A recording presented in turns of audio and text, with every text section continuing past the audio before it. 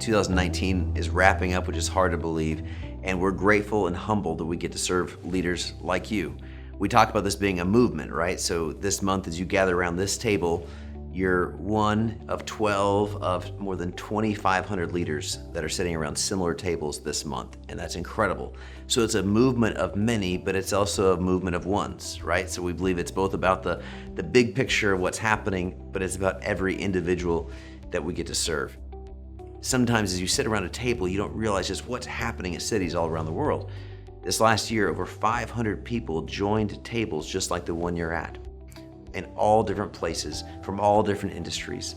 We got to launch in new cities. So we've now got groups in places like Appleton, Wisconsin, Spokane, Washington, Ocala, Florida, Denver, and Colorado Springs, in Birmingham, Alabama, and recently in Singapore. The movement continues to expand. That means you've got peers on mission, men and women leading businesses like you in cities all around the world who are on this journey together.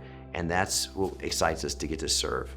We've done a lot of things this past year, right? We've discussed at our table some significant things, whether it's innovation and how to serve customers better, how to find talent, how to grow talent, how to make tough decisions, how to assess our own leadership, how to plan, how to lead through change. We've looked at market positioning and a whole bunch more. We get humbled and we cheer you on as we hear stories about you leading well. Sometimes that's fulfilling this Matthew 5:16 vision of Jesus that we put on your membership plaque about letting our light shine before the world that they would glorify God.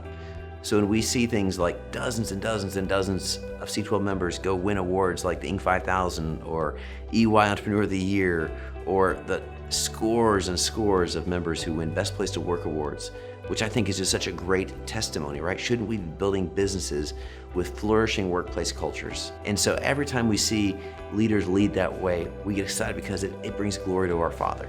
It's incredible to think that 2020 is right around the corner. That sounds like such a futuristic date, and yet we spent all year getting ready for it.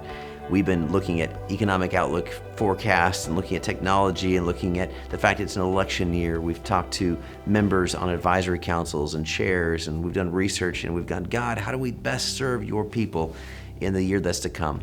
And we're excited to see that get delivered. We have prepared a year full of programs and content and tools and experiences, all geared, all calibrated around the idea of how do we help fulfill our mission statement of equipping Christian CEOs and business owners to build really great businesses for a greater purpose right here, right now. And so you're going to see content roll out, right? We've got our 5-point alignment matrix that we organize all of our content around. And so we're going to hit every one of those bases in different ways this year. So we're going to do the front part of the year is going to be focused on things like organizational development, capacity building, culture building. How do we scale up the businesses as we execute the plans that we've worked on together in 2019? So we'll look at things like how we use culture tools to really understand the people we're leading and how that can create better outcomes. How do we serve large accounts, and how do we manage risk, and how do we look at KPIs that drive operational performance? So we're going to look at how new technologies can affect our businesses, and then we're going to get back into the disciplines of planning towards the end of the year. Ministry-wise, we're continuing to look at how do we have eternal impact through these businesses that we get to steward. So sometimes it's going to be looking at things like how we relate to conflict and external relationships in a way that communicates the gospel. How do we look at the way we do philanthropy and giving in more strategic ways? We're also going to look at the fact that in an election year, when so much of our culture is going to be polarized, how do we as believers, how do we model civic engagement in a productive, constructive way in our workplaces, in our cities, in our states, and in this nation?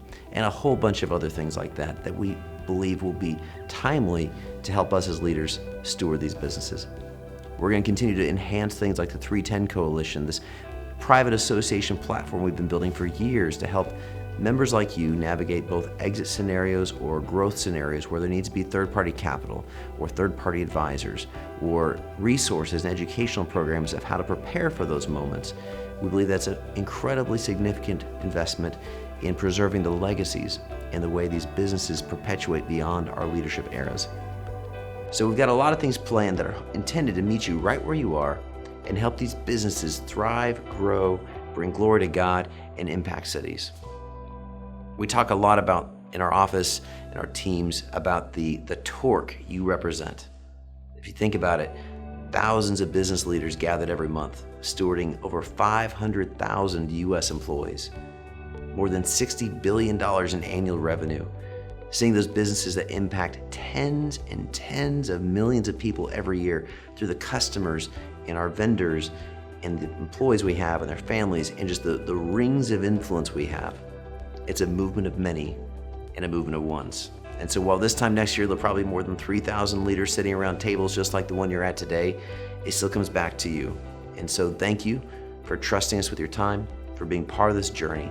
And I pray that as we get to journey together next year, that we'll get to hear tremendous stories of us living out that Matthew 5:16 passage of Jesus where he says, let our good work shine before the world, that men may glorify our Father. So again, thank you for being part of C12. We look forward to serving you and celebrating the stories of God's faithfulness and your faithfulness as we live on mission together in the year to come.